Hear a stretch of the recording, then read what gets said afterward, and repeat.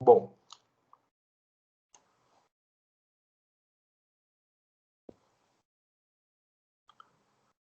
características naturais, né? Relevo e hidrografia da América do Sul. Então, vocês estão vendo aí na página 248 as características físicas do continente. No caso, Rafaela, você consegue, vendo esse mapa, né? Você diria para mim que esse mapa ele tem uma predominância de qual tipo de relevo?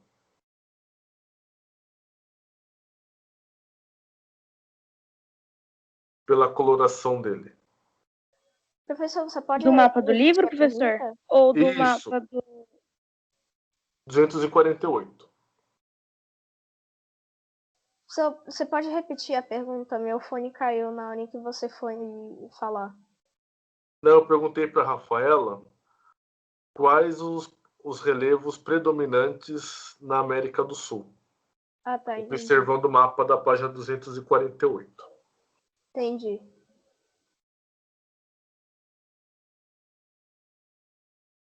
De 200 a 0 metros? Tá, então eu vou ter aí um relevo, né, predominante de até 200 metros de altura, que se caracteriza por qual tipo de relevo? Alguém sabe me dizer? Montanhoso? Planície? Planícies, tá? Então, as planícies elas são caracterizadas por altitudes de até 800 metros de altura, tá? E então o Brasil e a América do Sul têm como um predomínio esse tipo de relevo, tá? Na página 248 ele vai falar o seguinte: a América do Sul é uma subdivisão do continente americano feita para auxiliar os estudos geográficos dos países dessa região. Por causa da sua significativa extensão, apresenta grande diversidade em suas paisagens naturais, principalmente em relação ao relevo e à hidrografia. A Cordilheira dos Andes, em suas altíssimas altitudes, por exemplo, contrasta com a planície amazônica. Por qual motivo a América do Sul apresenta essa cordilheira, pessoal, que vai lá na Venezuela praticamente e chega até o sul da Argentina?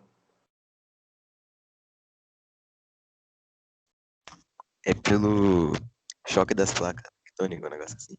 Exatamente. Então eu tenho lá um choque entre placas tectônicas, elas estão em um movimento convergente, né?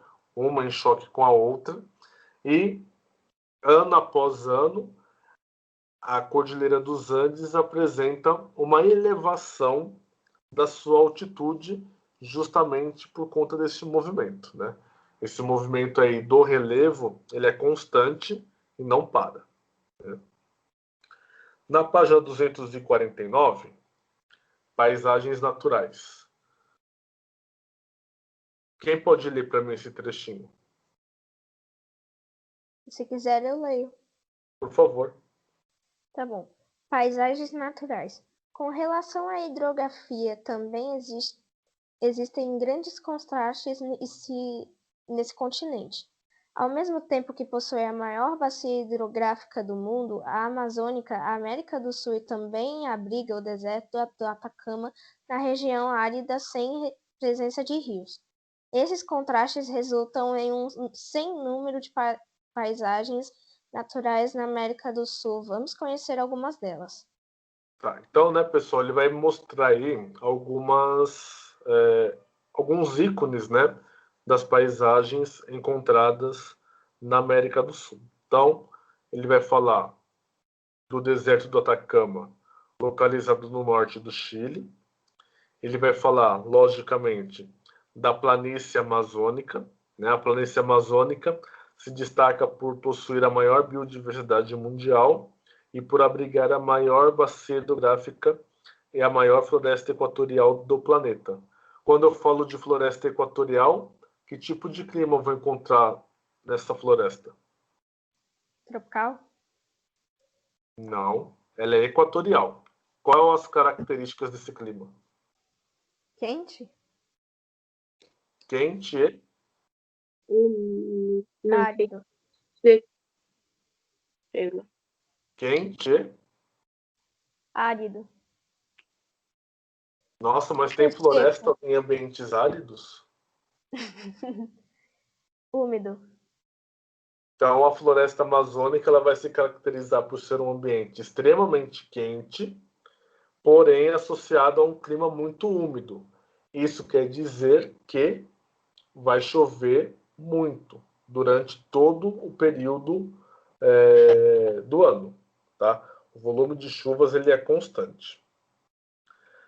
Depois ele vai falar da planície da Platina, que ocupa cerca de 3 milhões de quilômetros quadrados. Fica na região de fronteira entre Paraguai, Brasil e Argentina e Uruguai, e abriga a bacia do Rio da Prata. É uma região densamente habitada, onde são desenvolvidas diversas atividades econômicas, com áreas destinadas à agricultura, à pesca e às indústrias. Esses fatores associados a barragens construídas para a geração de energia elétrica colocam em risco o meio ambiente desta região. Por causa da baixa altitude, a planície permite a entrada de massas de ar frias oriundas do Polo Sul para o continente. Então, passando aí para a próxima página, aí ele vai mencionar Cordilheira dos Andes, o Lago Titicaca, o Planalto Brasileiro. Bom, na página 251, ele vai falar sobre o clima. Quem pode ler dos meninos para mim a página 251?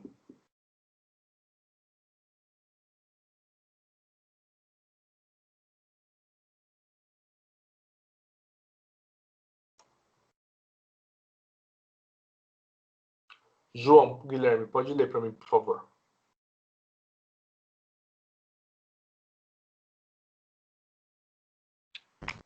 Professor, qual é a página? Cortou. 251. Clima. Ao mesmo tempo que a planície platina facilita a entrada de massas polares vindas do Polo Sul, a Cordilheira dos Andes forma uma espécie de barreira que impede o deslocamento de massas de ar vindas do Oceano Pacífico para o interior do continente. A América do Sul tem ainda grande extensão no sentido norte-sul e passam por ela a linha do Equador, ao norte e o Trópico de Capricórnio. Além do subcontinente estar localizado próximo ao Círculo Polar Antártico. Em virtude disso, apresenta os climas equatorial, tropical, desértico e semiárido, e os climas intermediários e os próprios de elevadas altitudes. Observe o mapa abaixo. Então, como a Ana já observou, né? Na floresta amazônica eu vou encontrar esse clima equatorial marcado por, por ser um clima quente e úmido. O clima tropical ele tende também a ter essa mesma característica. O deserto, né, pessoal, ele é encontrado na parte mais a oeste do nosso continente, né? Então lá no Chile, né, basicamente. Depois eu vou encontrar o frio de montanha, que está localizado na Cordilheira dos Andes, tá?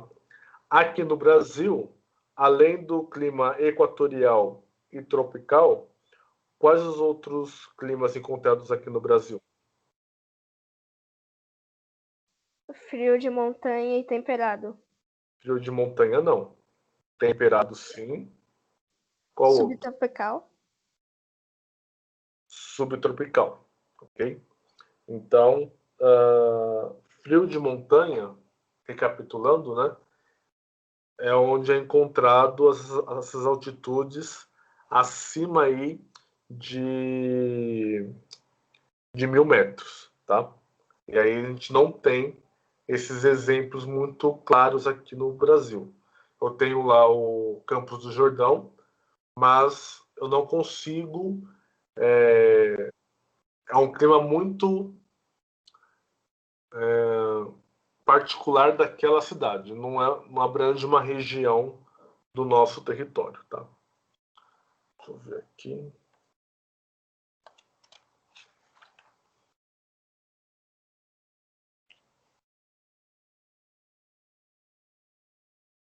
Na página 252, ele vai falar sobre a vegetação, tá?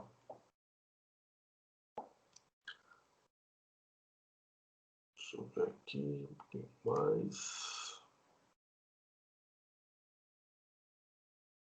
Murilo, você pode ler para a gente o primeiro parágrafo?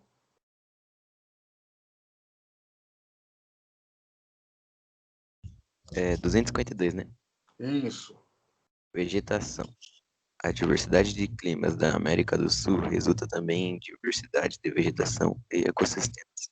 Porém, boa parte da vegetação original já não existe em virtude de ações humanas, como a agricultura e a pecuária comerciantes em grandes áreas e a extração mineral e vegetal.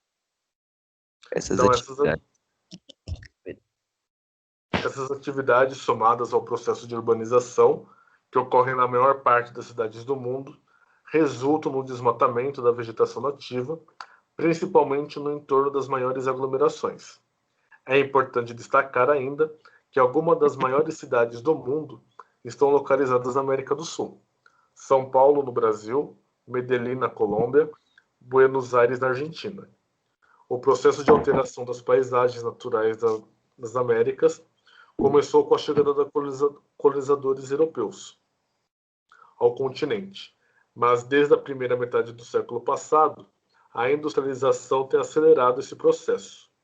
O mapa a seguir traz a localização de alguns desses ecossistemas que correm risco de desaparecer. Bom, deixa eu só ver aqui. Tá. Então, para sexta-feira, vocês vão fazer essas atividades da página 253, tudo bem? Sim. Já fica para sexta. Bom, olhando, né, pessoal, o mapa da página 252, qual o menor ecossistema ou vegetação encontrado na América do Sul? Pera, você pode repetir a pergunta? Qual o menor ecossistema ou formação vegetal encontrado na América do Sul? Vegetação mediterrânea? Isso, é aquele rosinha, né, que está localizado lá no Chile. No Brasil, quais são as vegetações encontradas? Floresta pluvial tropical, vegetação arbustiva, pradarias e campos, floresta subtropical e temperada, vegetação mediterrânea. Mediterrânea não. E floresta subtropical e temperada. Isso, então vamos lá. Então, no Brasil a gente vai encontrar floresta pluvial tropical, semiárido. No Brasil, né, ele é chamado de cerrado, mas é como se fosse a savana. Vegetação arbustiva a gente não encontra, tá? Pradarias e campos, floresta subtropical e temperada, e só, tá? Bom, como o texto ele menciona, né, a gente tem uma rica diversidade tanto de climas como de relevos, né? Isso, se tem alguma explicação para isso, pessoal? Porque essa rica diversidade dessas formações aqui na América do Sul? Vocês conseguem ter uma ideia ou motivo? Por causa do clima? Não, eu quero saber o porquê dessa diversidade, tanto na questão de relevo, como na questão da formação vegetal.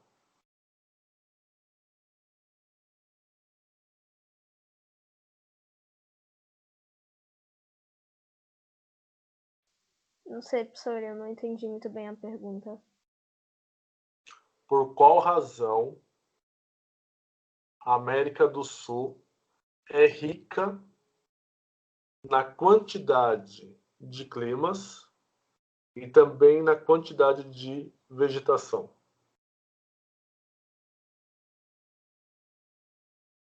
É por causa da linha do Equador, que aí quanto mais perto tem essas... eu esqueci o nome. Tem esses climas assim, tipo, mais quente ou mais úmido. E também por causa das placas tectônicas. Não. João, Murilo, vocês têm alguma ideia?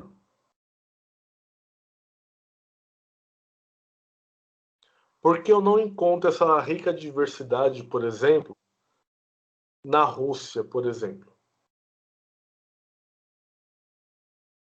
Porque lá não tem tanto mato. Não. No caso, pessoal, é o seguinte. A América do Sul, ela apresenta uma característica em todo o continente americano, como vocês estão vendo aí na tela, ele apresenta uma diferença muito grande entre o extremo mais ao sul com um ponto mais ao norte. Essa diferença muito grande de latitudes favorece essa rica diversidade. Quando a diferença é de leste a oeste, eu pouco interfiro nessa diversidade nesses locais, como na Rússia, por exemplo. Tá? Então, a diferença de latitudes, então o Brasil ele é cruzado, né, pela linha do Equador, latitude zero, e chega até a latitude, se não me engano, 25. Então, essa diferença de 0 até 25 favorece essa diversidade encontrada por aqui, tá bom? Deixa eu ver aqui. Deixa eu só fazer aqui o seguinte. Os alunos que estão presentes aqui em sala é a Ana, Rafaela, Murilo. Mais alguém? O Bruno e o João também estão aqui. Eu também, professor João Pedro. Eu também, João Guilherme. Esqueci de João Pedro. João Guilherme. Mais alguém? O Iago? O Iago, por enquanto, não apareceu. O Bruno. Tá, o Bruno Campos.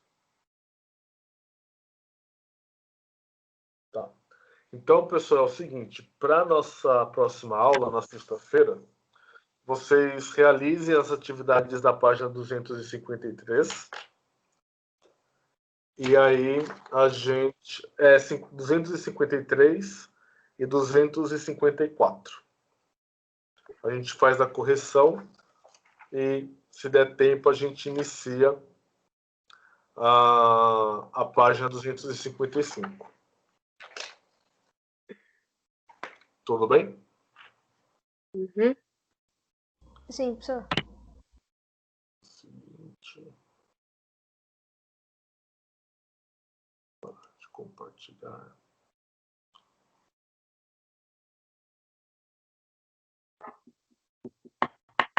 Acabou? Então, é meu sinal de que acabou para não perder o horário. Então a gente se encontra até na semana que vem. Na sexta-feira, tá bom? Até Tá bom, mais. professor. Tchau, professor. Tchau, até mais.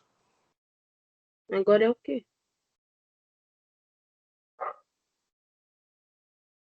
Acho que é história.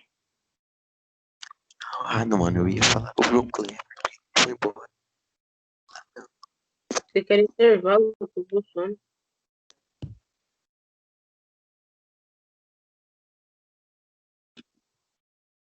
Mas acho que é intervalo.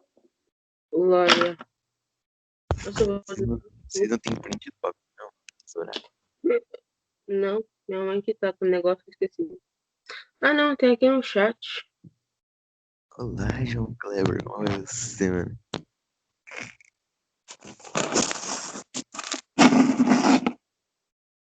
Meu Deus, quem tá dormindo?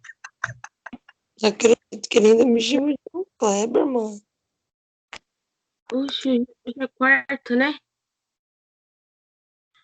Mano, ontem eu não participei da aula de ciências.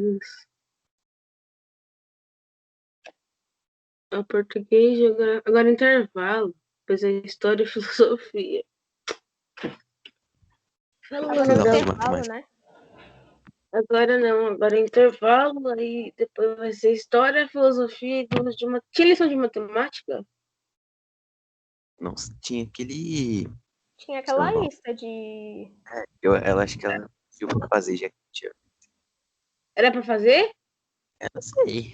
Eu não sei se ela vai corrigir hoje. Era, só que eu acho que ela não vai corrigir, não sei, tem que ver. Você vai mandar alguma coisa de ontem pra hoje? Não, de ontem pra hoje O acho que professor não. tinha mandado até a página 41. É sério? Vocês não estavam falando ontem no grupo? Quem mandou até a página 41. Ah, não, isso é de português, né? Ah, tá. Pô, mano, eu tomei um susto aqui agora, cara. Faz isso comigo, não.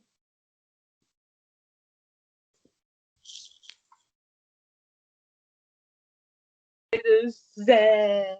Eu vou assistir vídeo. Quanto eu como. Mas eu nem vou sair. Eu só vou deixar aí do lado.